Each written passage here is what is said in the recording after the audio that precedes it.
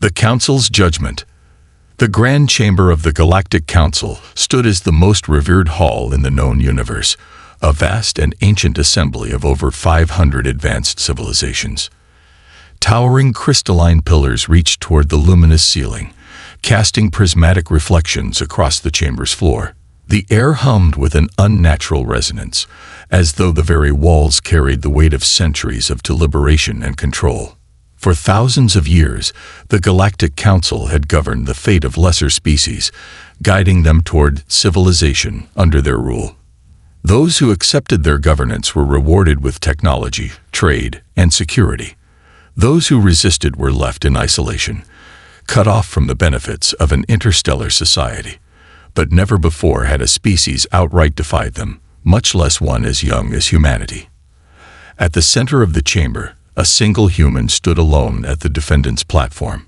Ambassador Elias Carter, the appointed representative of Earth, was an unassuming man, gray-haired, dressed in a simple black suit that contrasted sharply with the regal robes and biomechanical armor worn by the alien delegates. His expression remained neutral, his posture composed. But beneath that calm exterior, he was acutely aware of what was at stake. Across from him, sitting in a semicircle upon thrones of levitating obsidian, were the Council Elders, beings so ancient that their homeworlds had been the first to establish interstellar travel long before humanity discovered fire. At the center of them sat High Speaker Valcor, a translucent, golden-hued entity whose form shimmered like liquid metal. Its voice echoed with layered frequencies, translated instantly into 1,000 different languages. Ambassador Carter of Earth, your species stands on trial today. The chamber fell silent. All eyes, appendages, sensors, and photoreceptors turned toward the lone human. The trial was not unexpected. The moment humanity had rejected the Council's initial offer to become a vassal state, it was inevitable. However, the severity of this assembly, the weight of judgment pressing down upon them, told Carter everything he needed to know. This was no diplomatic negotiation. This was an ultimatum. The case against humanity. One by one, the Council's representatives stepped forward to speak. The first was a towering, four-armed creature with obsidian-like skin, the Vrantal High Commander. His deep voice carried an air of military discipline as he activated a holographic projection in the air. "Observe the history of your people," he said. The projection displayed centuries of human warfare. Empires rising and falling, global conflicts, nuclear detonations, and planetary destruction. Your species is inherently violent. You fight over invisible borders, over ideology, over resources. You have warred with yourselves more than any species in recorded history. Murmurs of agreement rippled through the chamber. Carter did not react. Another representative, a crystalline entity known as Jurkan of the Zephyr Collective, stepped forward next. Its voice resonated like wind chimes.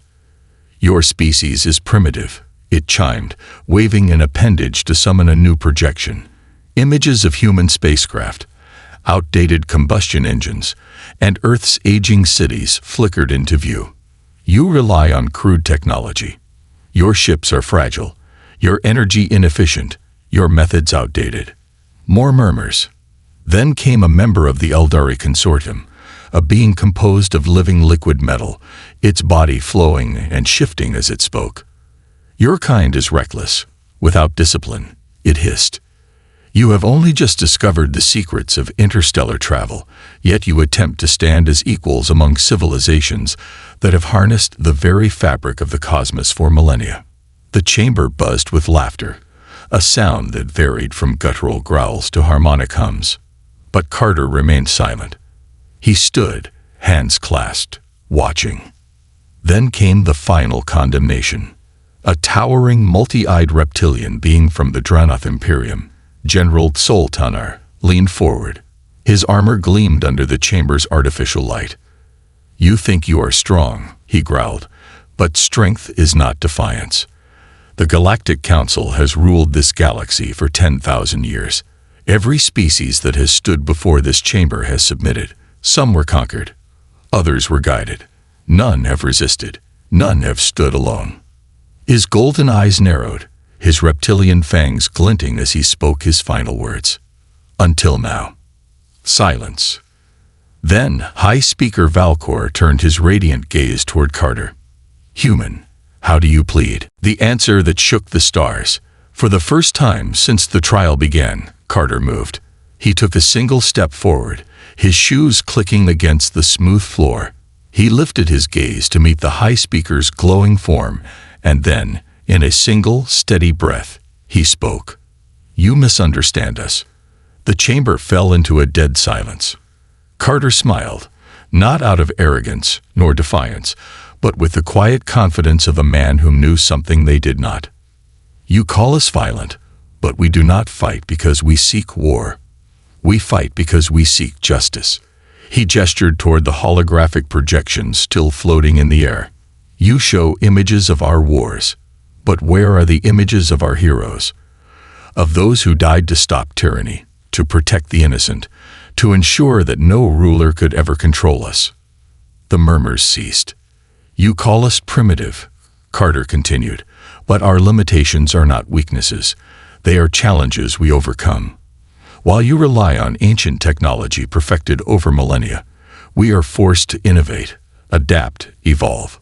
You mastered the stars millions of years ago, but in a fraction of that time, we have matched what took your species millennia to achieve.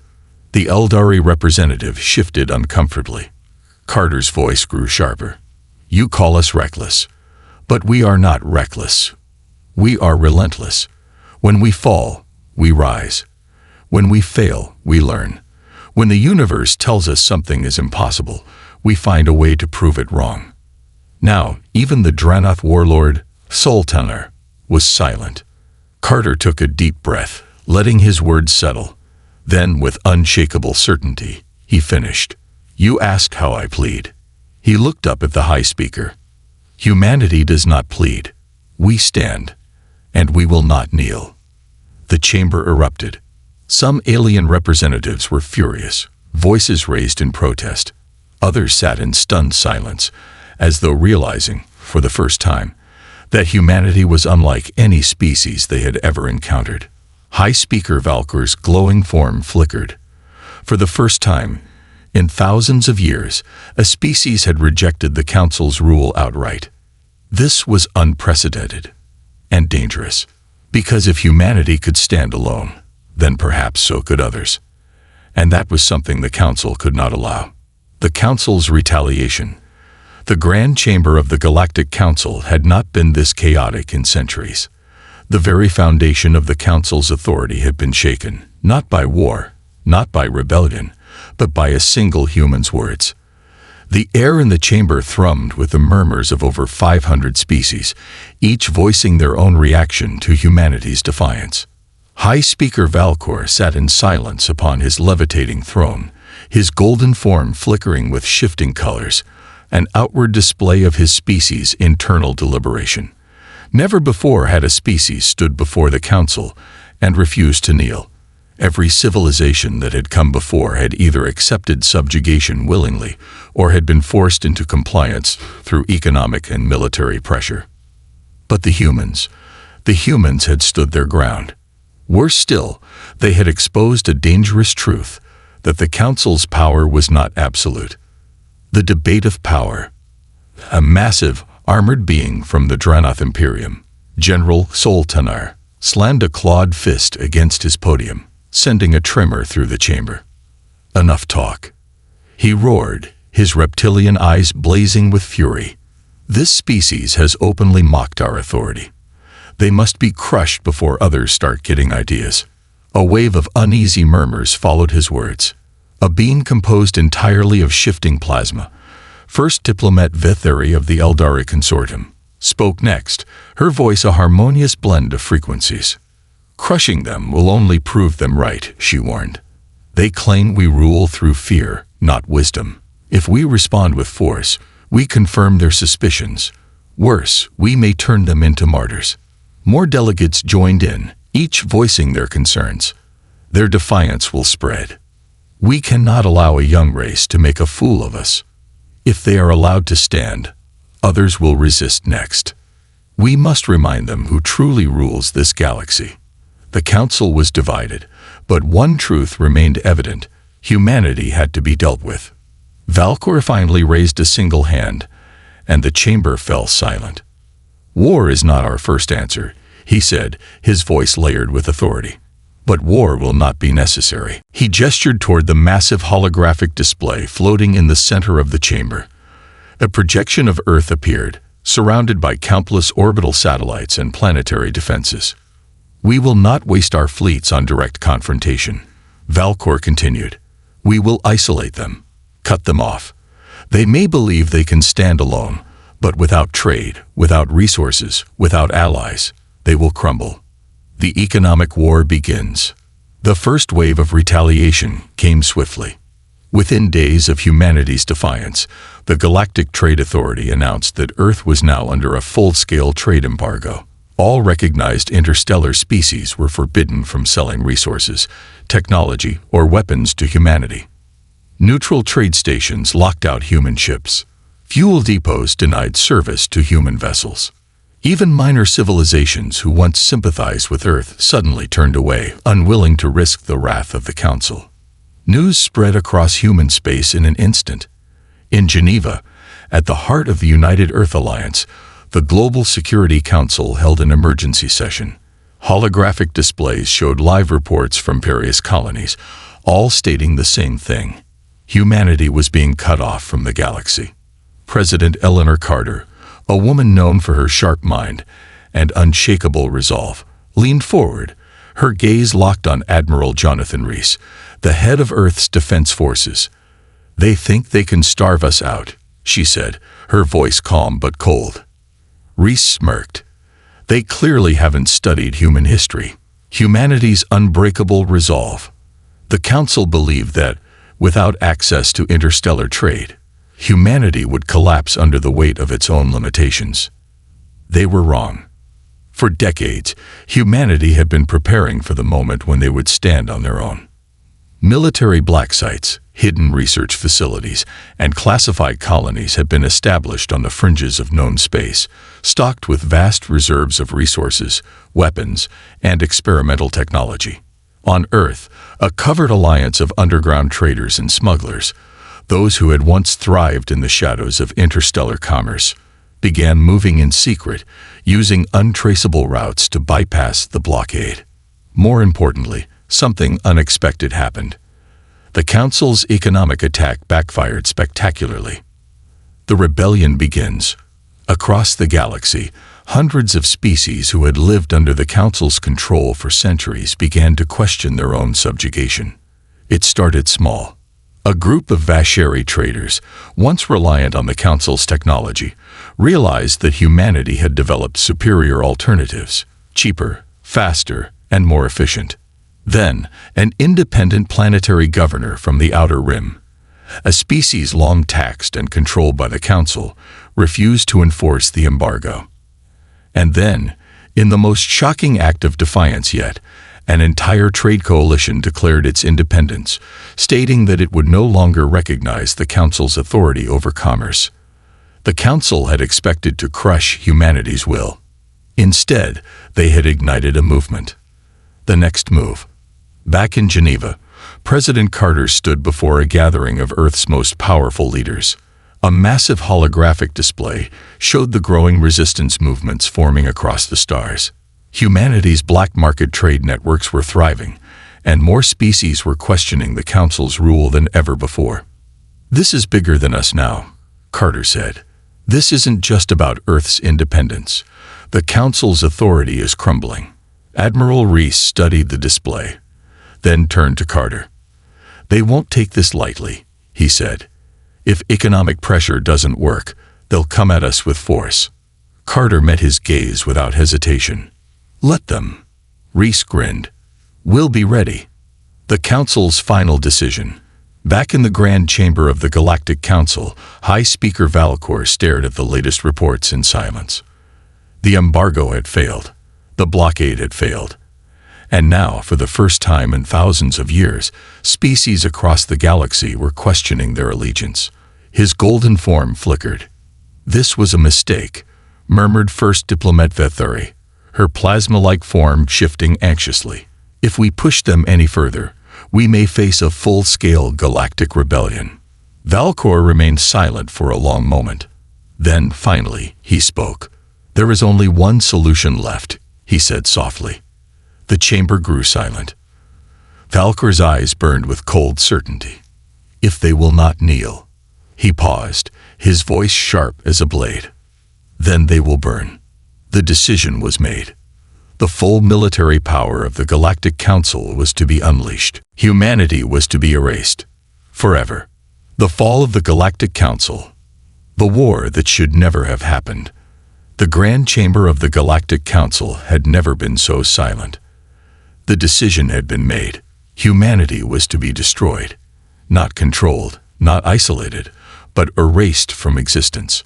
The full force of the Council's military armada, a fleet of over 10,000 warships, each one capable of annihilating entire planets, was mobilized.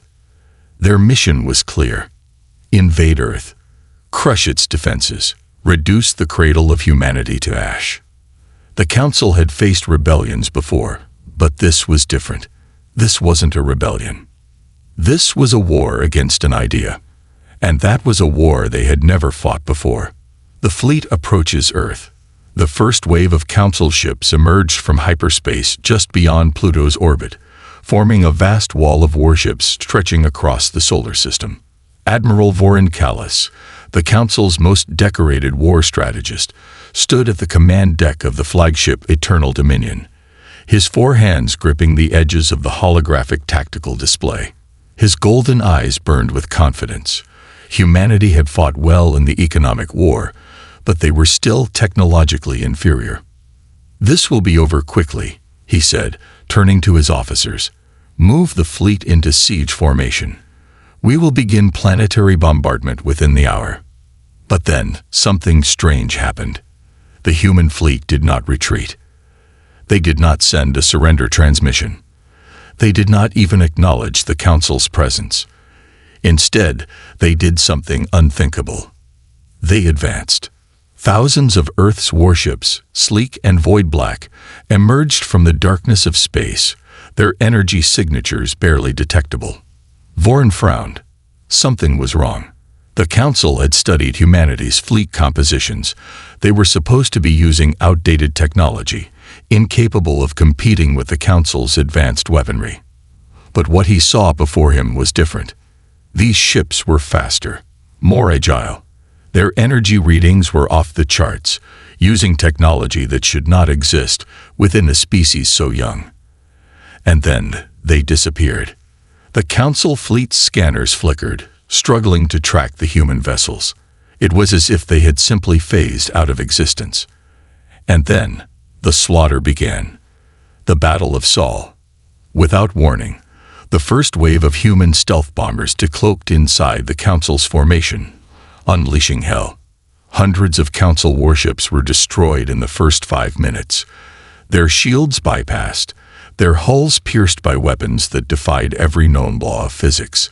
Vorin watched in horror as his fleet was torn apart. "They're using gravity distortion weapons," one of his officers shouted. "That's impossible," Vorin roared. "That technology is restricted to the Council's most classified research facilities." Humanity had not just caught up. They had surpassed them. More human warships decloaked, moving with impossible speed, phasing in and out of real space as if the laws of reality were nothing more than a suggestion. "Admiral, we're losing."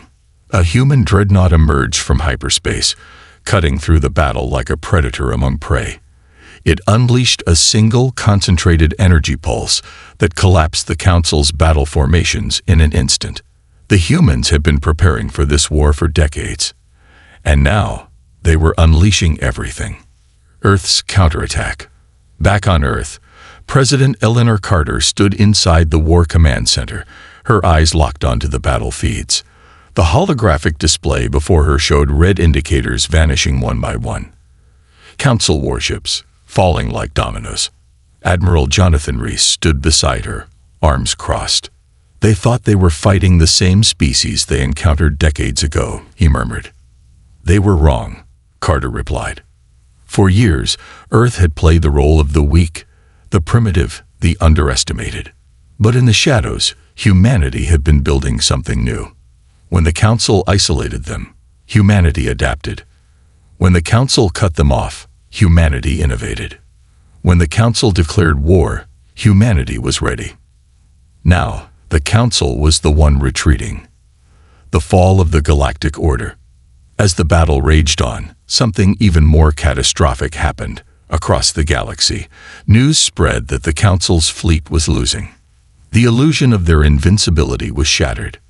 And in that moment, every species that had ever suffered under their rule, every planet that had been exploited, every civilization that had once feared them, they rose.